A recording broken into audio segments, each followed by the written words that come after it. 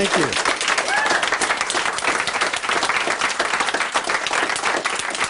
Speaking of Big Tony, before I do this next card trick, I want to tell you a story about one of the first times I ever performed it. And it's a true story, but it contains strong language. So I'll do it the way they would on television. I'll use a different word. When I was in my 20s and still lived in New York, one year I was hired to do a show at Umberto's Clam House in Little Italy. The same Umberto's Clam House where Crazy Joey Gallo had been gunned down.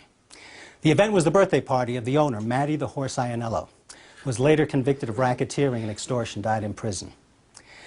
So they introduced me to the birthday boy, who weighed about 300 pounds. They clear a space in front of him, and I do the card trick that I'm going to show you in a moment.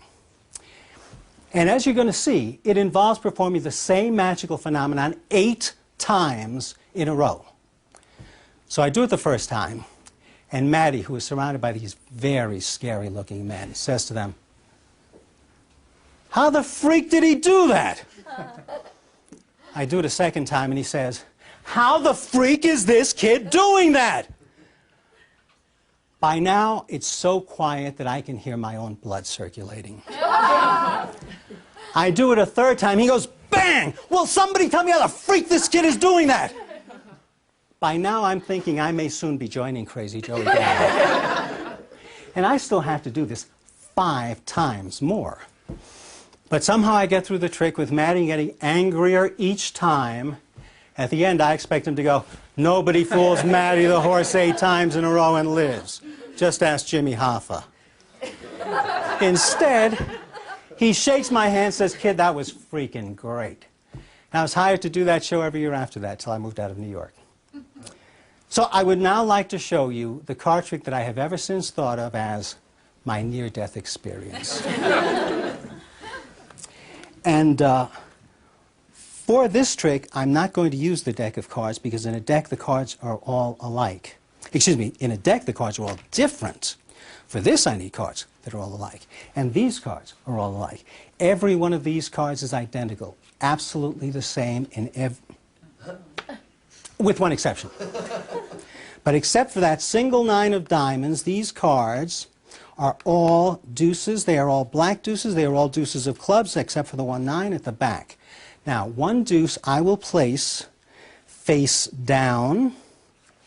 1 deuce I will place face up. And I will keep alternating between face down deuces, face up deuces.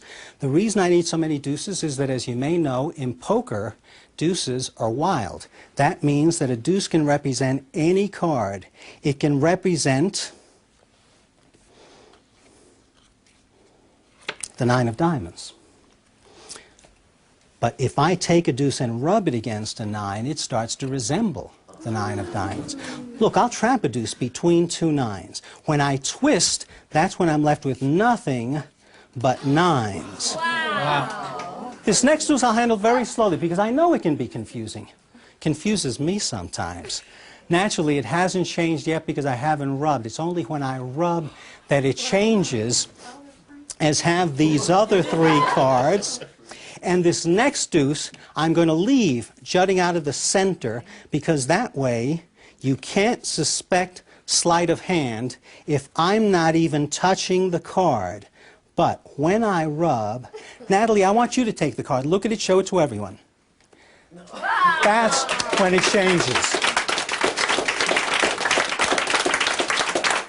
All you have to remember is that the card does not change until I rub. That's when it changes, as have these other cards. And you know, I can change these cards not only 1 at a time, I can even change them 2 at a time because I can take 2 deuces at the same time, face to face. If you do 2 at a time, face to face, it's a little different because if I rub, they will change. There's a delay, but eventually they change. Thank you. I don't think they thought that last one was going to watch this one, though. So that I began with a single 9 and 8 deuces, and I end with 9 9s, And that's why deuces are wild. Thank you.